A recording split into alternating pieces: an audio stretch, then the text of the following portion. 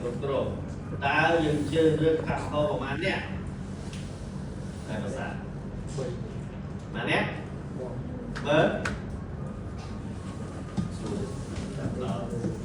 សួរអីជួយទៅអាប់យល់មកលើណានេះតែការកម្មករម៉ានេះក្នុងនាមជាអ្នកគ្រប់គ្រង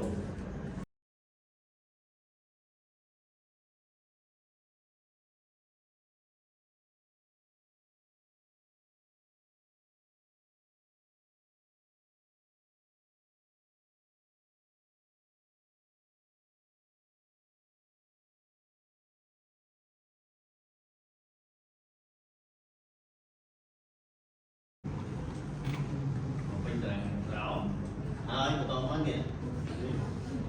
គូខ្សែកោងពីAP នឹងរកបរិមាណកម្លាំងពលកម្មតែ AP ស្មើនឹង2ហើយនិយាយអំពីតំណែងកំឡង MP និង AP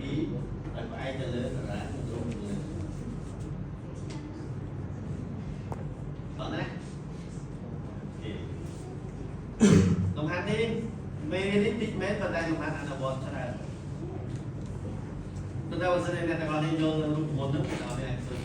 លំហាត់នេះបានតែពី